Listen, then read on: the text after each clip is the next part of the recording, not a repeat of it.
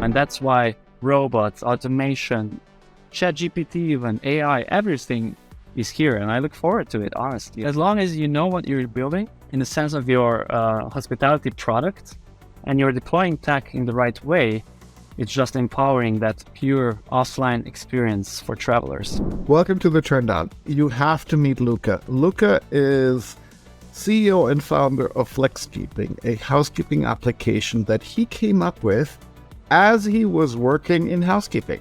Imagine that. I mean, his story is a bit more complex, of course, but he moved to the US for a summer or an exchange program, learned English alongside it.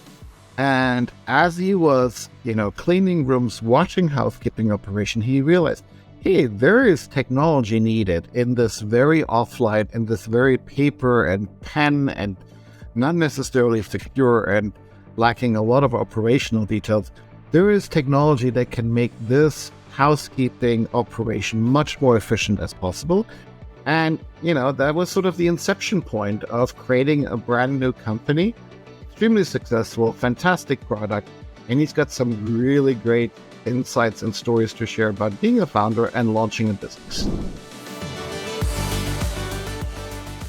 Welcome. I'm excited to welcome Luka Berger. He is the CEO and founder of Flexkeeping. Welcome, Luka. You're joining us today from which city? Well, super excited to be here, and I'm joining from Ljubljana, which is in Slovenia, if you would happen to know where that is. I do think I know where that is. But, I wanted to give justice to this Turndown podcast, and my typical opening question has to do with what is keeping you up at night these days. So, as the CEO and founder of Flexkeeping, Luka, what is keeping you up at night these days? Well, on the personal level, it's my kids. I have two very small boys, so they are actually literally keeping me up every night. How old are they? 2 and 4. 2 and 4. Okay. Not that small, but still it's quite intense. But on a business level, it's the knowledge that most of the hospitality world still ran on pen and paper while their guests are using ChatGPT, and similar tech. So this is, those are the thoughts that go through my brain, and that's what we're working on to optimize, to update the hospitality with better tools than than pen and paper. So that's what's keeping you up most of the time. So in the middle of the night, you head to the, fridge, you get a glass of milk, etc. And in your thought or in your walk, you're thinking about how do you bring technology into a hotel that is using pen and paper? Is that it? Something like that, yeah. It's just mind-boggling, me being in the industry now for 11 years and still knowing that so much is still ran in very outdated ways and forms. Not keeping, up with the pace of the world in general. It is keeping me up, because I know it's not just that it's not optimal. It's also, we are sacrificing a lot of time. People are, doing a harder job, and so on. So yeah, that is something that I'm very passionate about. So what's the resistance? What's holding people back in embracing technology, in your opinion? Well, that's a good question. I think it changed a little bit, for sure, with COVID. So up until that point, the area where we are active in, which is in operations, right? In optimizing, streamlining operations, it changed a lot with COVID. So before that, I think that most of hospitality didn't really realize the impact and the importance. But then once extra costs, idle time, the problem of contact and so on became a huge problem, the industry shifted. So I have to say, to be fair, in the last few years, this changed. So there is general realization amongst companies that, they need to digitize, they need to automate, they need to, just become optimized in that sense. But still, it's happening at a very slow pace, I would say, in general. And the resistance is probably a mix between, priorities, between where do you invest first. A lot of times hoteliers or companies tend to invest more into revenue generating things or something that guests might feel sooner. The back of house operations is something that's a lot of times intangible, or you think that, we handled 20 years, so why wouldn't we handle now?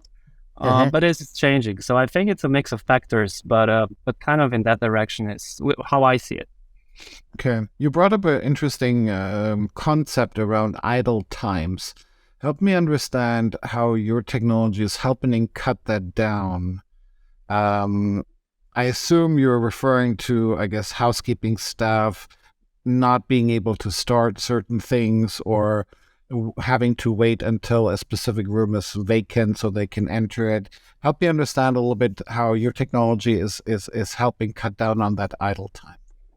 Yeah, so maybe I will tell it from the story how I even started the company. Perfect. Or why we are even doing what we are doing. So it's now already 11 years ago when I spent the summer in the US and I worked as a housekeeper by coincidence completely. And it was at that time. Where was that, out of curiosity? That was in Yellowstone National Park. Beautiful place. And Fantastic. It was an amazing summer in general, I have to say. One of the best summers ever. Was that in that famous lodge near the Old Faithful, or was that somewhere in a log cabin? I don't know. It was a typical 103 room hotel, I would say. Okay. An average type of a hotel, just at the west entrance into the park.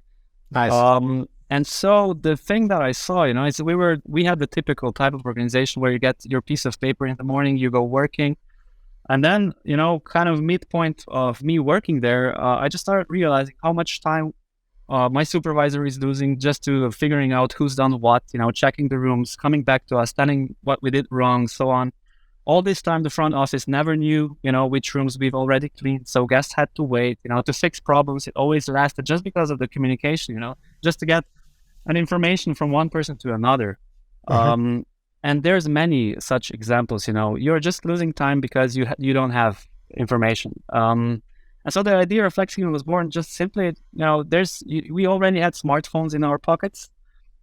And, why don't we have a simple app that we could communicate everything instantly and, we'd save so much time and have so much data, upon which you can act. A guest would have a faster service, a better service. You can control quality. You can start measuring things, start actually be data-driven in how you run your operations, right?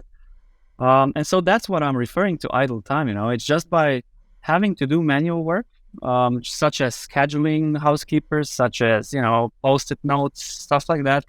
It's just completely unnecessary, and it's just it's not fit for the times we live in, simply put. That's so interesting. You mentioned the smartphone as the device. I assume every housekeeper nowadays has at least a minimum phone. Like an iPhone would. Is there a minimum requirement to your software? Like it has to be an iPhone 6 or at least of a certain caliber? I mean, theoretically not, but practically yes. So in general, iPhones or smartphones in general today are not as expensive as they were 10 years ago. Sure. So what we tend to suggest is that hotels go for at least mid-level known brands. You mentioned iPhones or something in the same class in the Android sphere, and that's it. It's not anymore an item of discussion really. It's everyone has smartphones. It's an investment.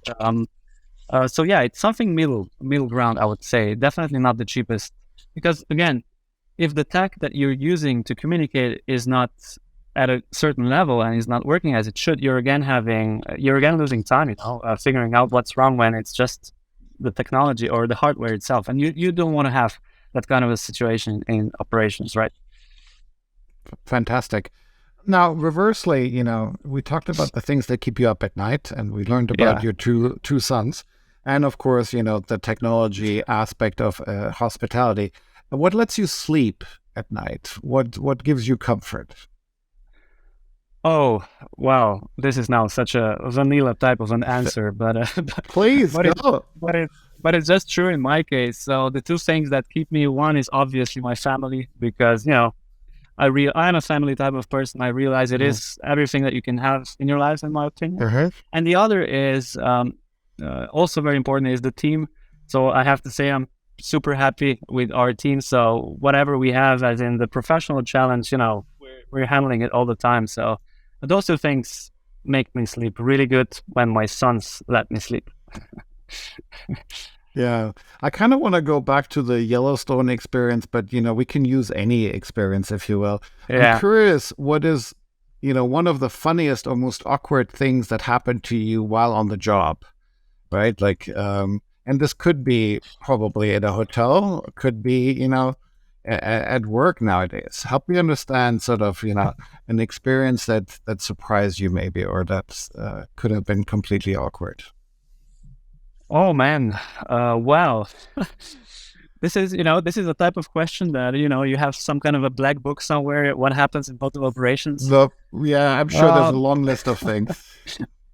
but I have to say there were many situations with just, coming to a hotel room that's supposed to be empty and it was not. So seeing your guests, disturbing them in various different situations, I would say, which is not a pleasant thing. Maybe on another side is, we might have not been in the best culture or best property in terms of if they invested a lot in staff. So many funny situations between housekeepers, for example. I just was at a housekeeping conference today talking with some housekeeping managers and just got this anecdote where, every morning we always fought who is going to be first there so that you would get the best vacuum cleaner, the best trolley for, laundry and stuff like that, because, it was just so much harder if you got you know, the not working equipment. So many stories like that, that make me smile today, make me reflect on, all those things that we are trying to make better today, and all those things that can still be improved in hotel management and hospitality in general. So hotel operations is an awesome thing. And so many funny stories, definitely. Yeah. I remember in one of the first hotels I worked in, the housekeepers had named vacuum cleaners, right? So they Yeah, had put their names on the vacuum cleaner, and I'm sure they maintained those as their own cars, as their own sort of pride and joy, and were very, I guess, had a special relationships maybe potentially with them. absolutely. And it is how it is. That's how it actually is, But, the root to this is, unfortunately, when it is like that, that means that the Uh-huh. culture is not really the best, I would say, and that Uh-huh. the equipment is not, maintained or just invested in. Otherwise, you wouldn't fight over which vacuum cleaner you use, right? You would rather Yeah. focus on some other things.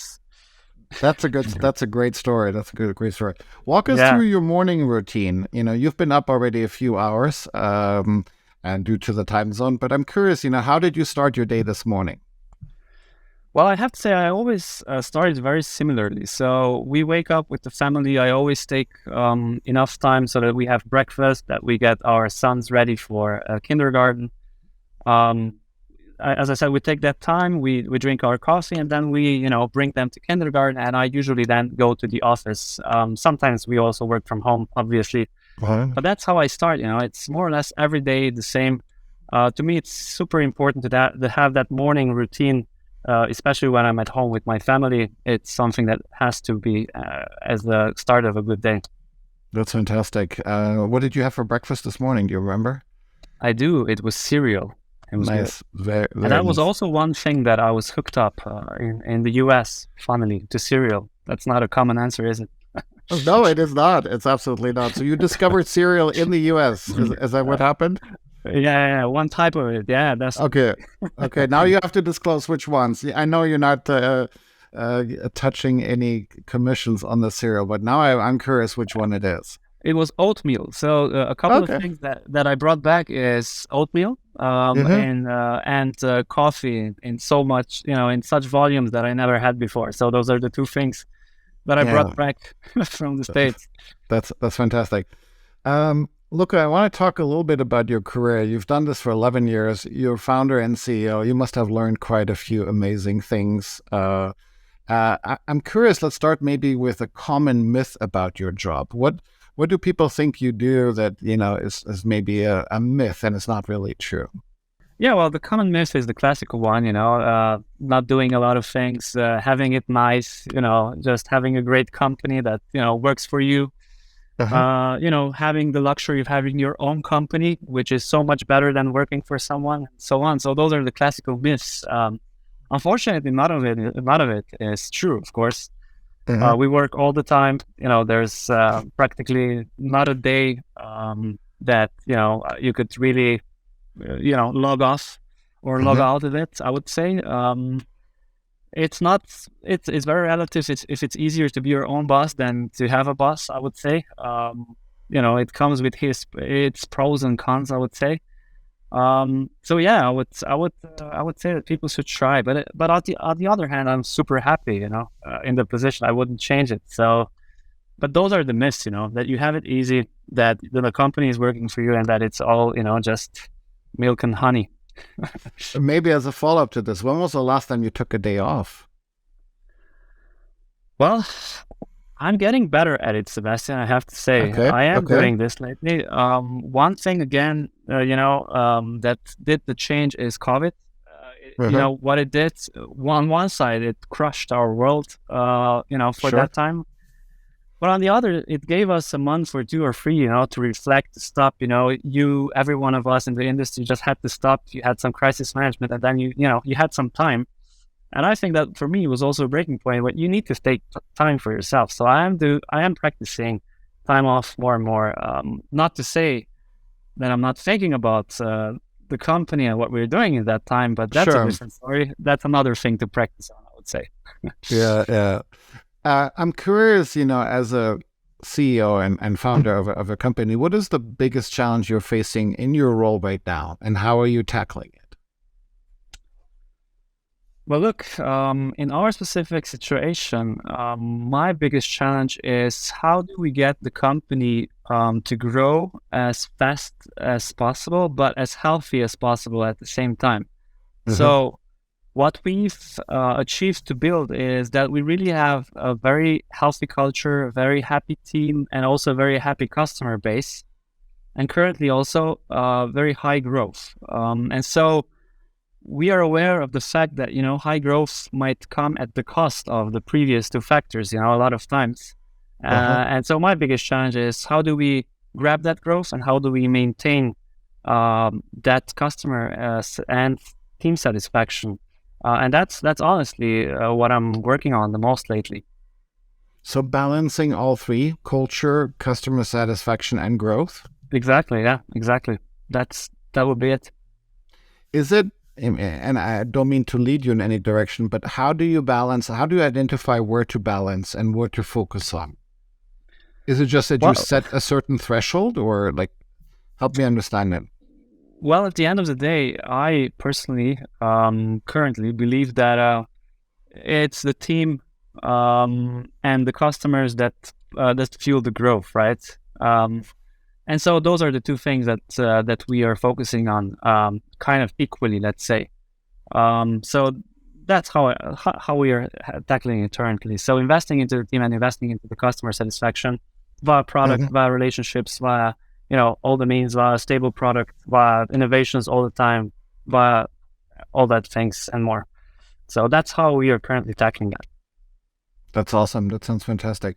I want to do a lightning round, and because you're sharing so much fantastic stories. In this lightning round, I'm curious what comes to mind. I'm going to tell you a word, and you can be one word answer, or it could be a sentence. It doesn't matter. But of course, I'll make sure that these are housekeeping related and product and technology related. So let's talk about what comes to mind when you think of departures. Oh, general cleaning. Okay. Luggage.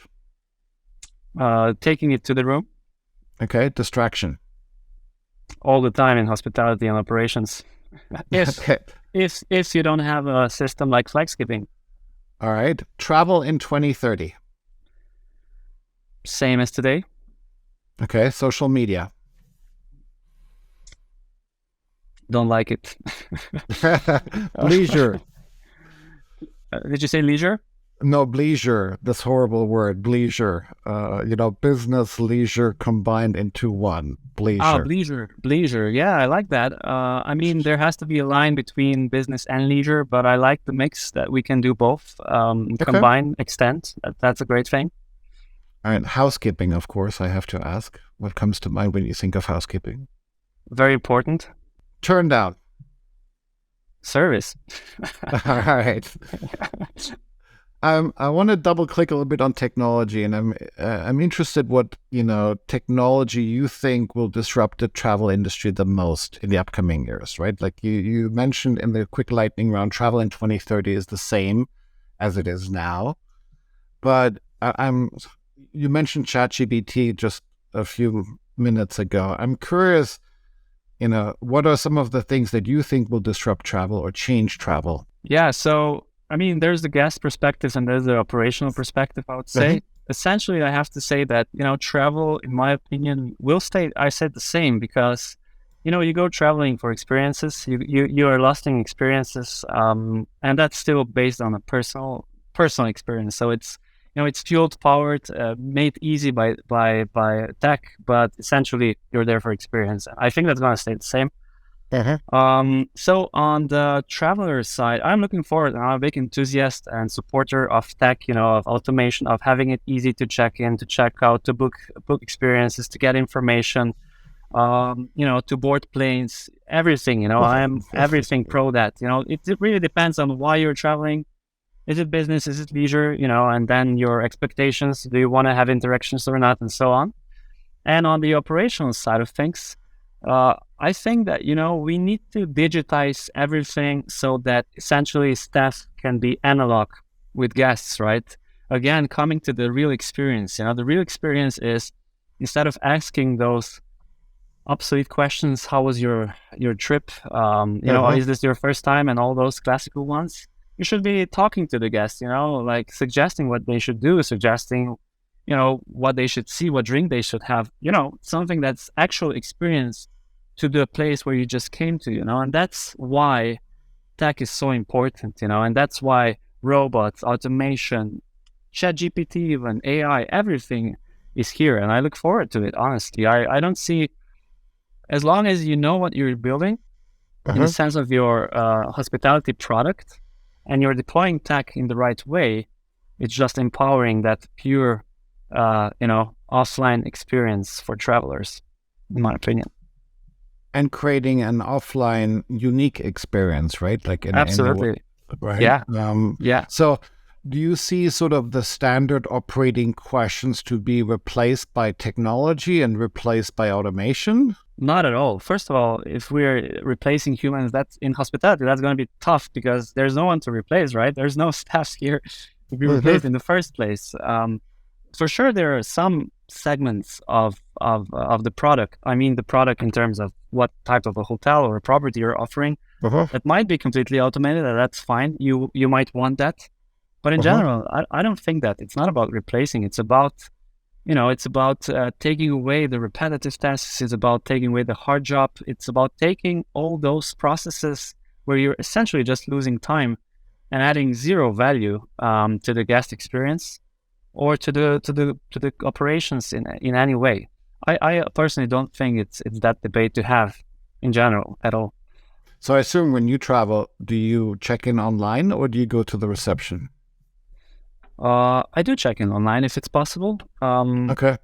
So again, it's I don't know if we are allowed to mention brands or not, but Please. I have different experiences make you feel differently, right? So just recently at Ruby Hotels, for example, I like their philosophy. It's kind of a more middle to upper level of a product. It makes you feel good. The reception, you can online pre-check in. The reception is a bar desk. You have a pleasant, natural conversation with the person there. It's not forced. It's not scripted. You feel good. You go away. And that's great if you go to London to all on a business trip or something like that. On the other side, if it's a luxury property, I don't know, Four Seasons or something like that, you might want to have a conversation. I don't know, but still, you do not want to wait in a queue or just wait to get a card or something like that. That's not what hospitality is all about anymore, I think. I don't think it even ever was. So that's for sure something that will change, and it's for the good, in my opinion. That's awesome. Talking about travel, what's your favorite travel destination in the world? Where are you going? Well, where do you like going? Oh, well, there's so much I haven't seen so far. I haven't traveled that much. on leisure. Unfortunately, I have for business, but not on leisure. So I it's hard to say. I'm not going to the same place, but I have to say, one of my favorites is, so I am from the region where we are. The Croatian coast is fantastic. This is a place where we go every season. It's just a wonderful place. I suggest this to everyone at some point at their life. Fantastic. So this is something that I like a lot. Yeah. Is that where you're going to spend your summer holiday? I will. A big part of it for sure. Very nice. Very nice. Similar, if there's any place in the world that you could live, where would it be? Well, I have to say I was taken by the Australians a few months ago when I was there. Okay. I was just taken by their culture, by their friendliness, by the general energy in the air. I just loved it, the atmosphere. So yeah, Australia is something that was that I actually started thinking, maybe I should go live there for a while.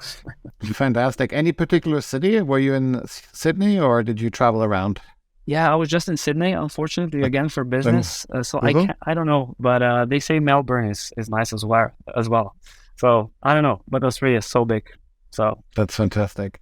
Luka, if there's anything that you would like listeners to leave, I guess, about your product and your services, what would that be? No, not really, Sebastian. Maybe just off the record, one topic that is super interesting right now, maybe it's interesting also for you or for your listeners, is actually the changing standard in housekeeping. I don't know how much you're following that, but hotels or properties are now, either canceling daily cleanings or, upselling, charging. And it's a big debate currently, So this is a field that, if you think it would be interesting to the audience. I'd love to talk about it. Absolutely. Because, I travel quite a bit as well, as you can imagine. And in North America, in the US, there's no daily housekeeping. But if you travel in Spain or if you travel in other countries of the world, there is still daily housekeeping. So what's your perspective? Is this a cultural thing? Is this what's driving that? Is it just bottom line? No, it's bottom line. So it's a big debate now, right? It was kind of triggered en masse with COVID again. Sure. But it's a big debate. My opinion is it's all fueled in general, the change in standard with it, which is happening. It's not a question if the standard is changing, it is, and it's changing fast. It's again because of the lack of staff, And so the reason behind it, not to be too philosophical now and change what we can change, but it's really because, the job is not attractive and it's very underpaid and probably even under or not as respected as it should be. So that's the root cause here.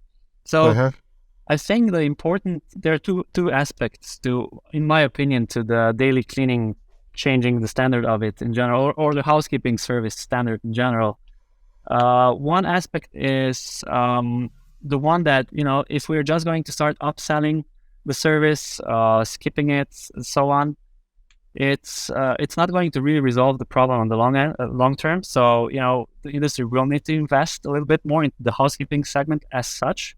On the other side, I think the change of standard is not a problem, because a lot of times it's seen, if it's executed, let's say unskillfully, saying that, at the checkout, you would be asked to pay extra because of your housekeeping services and you don't know about it. That's not the way to do it, right? But on the other side, there's many positive initiatives, positive ways that we can execute this. For example, one of the best examples I've seen lately in Amsterdam is, if you decide to skip, the hotel would plant a tree. And so you feel good. You've done something positive for the environment. They save the resources that they need to save. And there is a win-win situation, So the standard is definitely changing. I don't think it's a problem. It's just that, the industry shouldn't get carried away only from the revenue and profit perspective. And the other thing is changing the standard, which we see, by the way, in our client base, we see this being picked up a lot. So many properties are now implementing different schedules, be it on the guest segment level, on the room price level, just canceling daily cleaning and so on. So this is where managing this becomes very complicated, and you need to also consider that, because again, you can be losing time or resources if you don't manage your resources well. And so this is a part where we did launch a big product release lately. So which you asked me before. So the feature as such is called automated cleanings. And so what we did to support this is we launched a feature that supports any type of cleaning schedules you might have on an if this then that principle. So, if a booking source is that, or if a room rate is that, or if any other parameter is this, we automatically then adjust the whole schedule, forecast your staffing needs, forecast your resources needs. And it's something that is extremely well picked up, because the hotels absolutely need that with the change of standards housekeeping. So I think there are many things to be considered, but it's for sure more positive than a negative change. We just need to handle it smartly and in a positive manner. Do you expect hoteliers, in vacation rentals, it's quite common to charge a cleaning fee, right? Or at least, do you expect that to transition to hospitality or to hotels? That, hey, you, for $10 extra, will do daily housekeeping. Yeah, for sure. This is the big discussion that is happening. Just today, I was at a conference. Last week, I was on another conference and so on. There's a lot of online debates.